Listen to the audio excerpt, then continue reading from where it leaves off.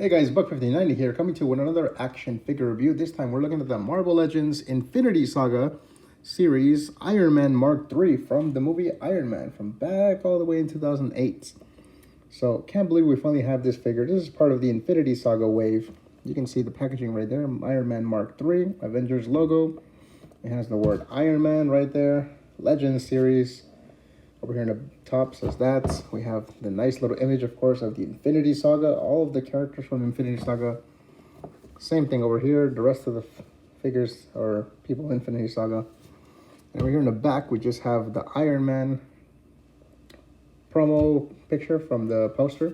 And we got to read up here. You can pause it and read that if you'd like. But yeah, not much more to see there. Let's open up this bad boy and see how cool it really is. So here we have the Iron Man Mark III opened up and out of the packaging. And if you couldn't tell already, I've already added one of the accessories on the Iron Man. This piece is actually an extra piece that comes with the inside the packaging, so you can fill in the hole. So this is just in case you don't want any like missile launchers or anything coming out of the arm right here. But that is a really nice touch that Hasbro did. Kudos to them. You can tell this Iron Man looks spectacular under the lights. It's really nice. I like the color red. The sheen is very metallic looking on the paint. All over the figure, it just looks outstanding.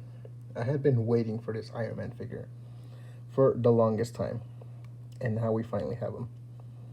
So let's go over some of the articulations before going over the rest of his accessories. The arms, they can go fully out this way, and they can go forward and back. This piece is actually molded onto it, so it's actually a nice little rubbery material here. So anytime he does any articulation, it won't hinder the articulation on the arm whatsoever, as this is all one piece part of the shoulder joint here. Now he does have a bicep cut here separately, which rotates around. He has double jointed elbows, which bends over this much. You have to be careful though, because I was trying to bend this arm or this elbow, and the joint is just really stiff. So I'm trying not to break it, but it's a lot stiffer on mine. And there's some paint mishaps here on mine, so you can tell. I don't know if you can really tell here by the light, but there's some gold here, and there's some red bleeding through here on the gold on the bicep plates. But yeah, overall, really nice figure. I'm really enjoying the details overall on this Iron Man Mark III figure. It's just everything we wanted from an actual Marvel Legends Iron Man figure. Now, as I did mention, he does come with some accessories, and not that much actually. It's a bit. He does come with the extra head, which does come already built on him, but I put on the masked version so you could see what the masked version looks like. And this is a really nice Robert Downey Jr. head sculpt. I don't know if you can tell. From certain angles, it looks more like him, but I think it's really nice. Spot on. He does come with these extra two pieces for the forearm. This is a missile launcher one, and this is like a shield type thing that he used to shield himself. And it comes with two repulsor blast hands. So they're already in that position. You don't have to do anything except for change the hands. And we'll see that when I pop the hands out. Now, I already done the head swapping and the hand swapping on his left hand. But for some reason, my left repulsor hand is very loosey-goosey, and it will not properly stay if I have him. Well, I mean, it holds pretty well now, but it's just very loose. But this is what it's supposed to look like when properly placed in his hand. He does not have any peg holes here, so you technically can't put any repulsor effects on that hand. It would have been nice if he could have, because most Iron Man figures, they love to come with those repulsor blast hands. So I took the liberty of already swapping out the face, and you can clearly see here Robert Downey Jr.'s likeness on this face paint. I mean, this face sculpt. It looks very nice. In certain angles, he looks more like, you know, Tony Stark than in other angles, but That's just a really nice figure. And then over here, I swapped one of the forearm pieces for the ones where he's shooting the missiles, so you can recreate that scene from Iron Man 3 where he's shooting the missiles. And if not, you can have him doing the defense shield thing. So you can put that on him and make it look like he's defending himself from the Ironmonger's weapons. So that looks really nice. And the details on these are really good as well. Look at the detail right there on the metal. It's like gunmetal gray. It's looking very nice. It's just an overall very nice figure, I feel like. I didn't finish the articulation, did I? The arms, of course, can rotate around. And did I put this the wrong way, probably? I probably did. I think it's maybe this way. Nope, I think I did it the right way. Maybe. I don't know. And then he does have a... what's this called again? The torso. So it's really nice. You can bend down this much. You can bend back this much. Just a little weird. He does have T-joints for the legs, so the legs can go forward, outward, and forward and back. Not much hindrance with the iron butt, so that's okay. He does have double jointed knees, so that's pretty good for any kind of superhero landing poses that you might want to do with this Iron Man figure.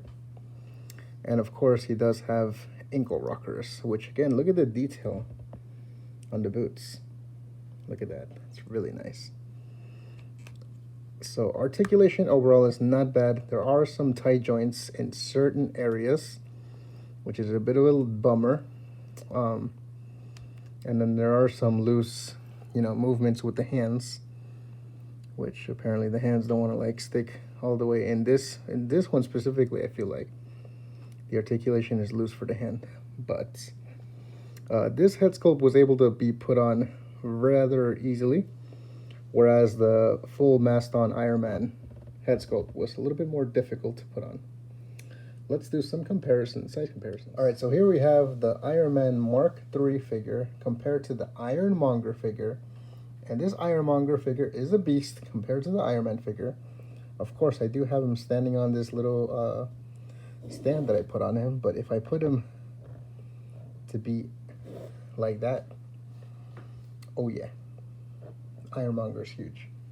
And again, we can do some other size comparisons, because I do have this Tony Stark figure that I got from the 2-pack, and you can see even that Iron Man suit, him in the Iron Man suit is definitely taller than regular Tony Stark. So yeah, take a look at that.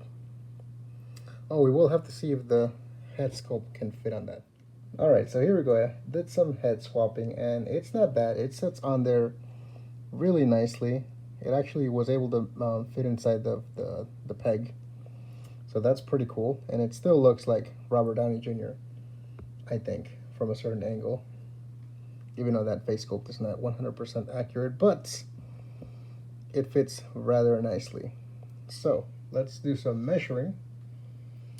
I believe this Iron Man figure is about 6 inches, passing more than 6 inches, 6.5 inches. While this humongous Ironmonger is standing at about 8.5 inches. So you can tell Ironmonger is huge compared to Tony Stark, aka Iron Man Mark III. So that's pretty much it for my review, you guys. I definitely think you should pick up this action figure if you're a big Iron Man fan, and for all those who need a good Mark III action figure in their collection. Of course, if you do buy the other 2-pack figure, you can swap the heads, and I did a funny little head swap here where you can see Iron Man with his helmet, but with the briefcase, and then Iron Man without the mask. So I think that looks pretty neat. It's pretty fun to mess with them, and overall it's a really good articulated figure, aside from some of the tight joints and a little bit of the loose hands.